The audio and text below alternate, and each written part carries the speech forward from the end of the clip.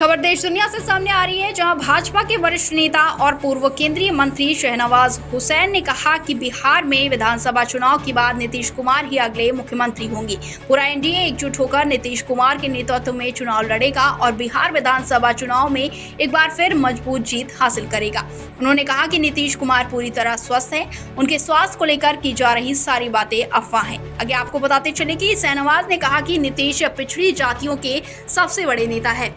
समकालीन राजनीति में पिछड़ी जातियों के लिए सबसे ज्यादा नीतीश ने काम किया।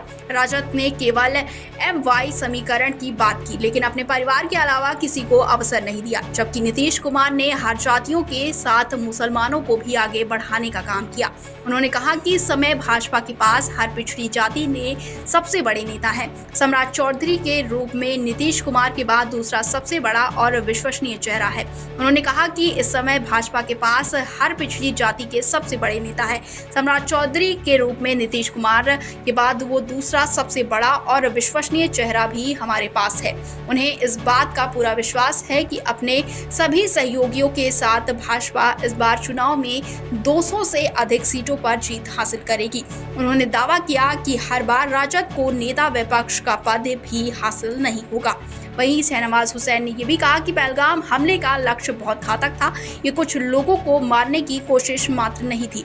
जिस तरह आतंकवादियों ने लोगों का धर्म पूछ कर मारा, उनकी साजिश देश में हिंदू मुसलमानों के बीच बड़ी खाई पैदा करने की कोशिश थी, लेकिन उनकी ये साजिश कामयाब नहीं हुई। इसलिए इस देश की जनता को बहुत बहुत बधाई है कि उसने पूरे देश और कश्मीर में हिंदू मुसलमान के बीच खाई पैदा करने की कोशिश कामयाब नहीं हुई।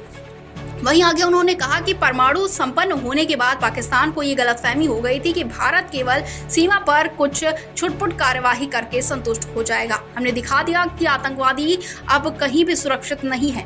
हमने उनके घर में घुसकर मारा। अब उन्हें इस तरह की गलती दोहराने की कोशिश नहीं करनी चाहिए। वहीं कर्नल सूफिया कुरैशी पर भाजपा के कुछ नेताओं की अभद्र टिप्पणियों पर करारा हमला करते हुए शहनवाज हुसैन ने कहा कि प्रधानमंत्री ने स्पष्ट कर दिया है कि किसी को भी आपत्तिजनक बयानबाजी नहीं करनी चाहिए। इससे पार्टी और देश का सम्मान घटता है।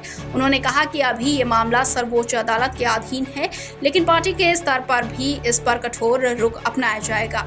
वहीं भाजपा नेता ने कहा कि पाकिस्तान मुसलमान देश होने की बात करता है, लेकिन आतंकवाद को बढ़ावा देने की उसकी सोच के कारण पूरी दुनिया के मुसलमान शर्मिंदा हैं।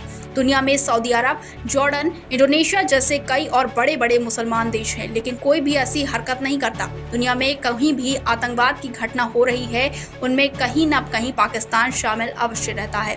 पूरी इस्लामी दुनिया को शर्मसार करने वाला है। Report India 24 7 live TV.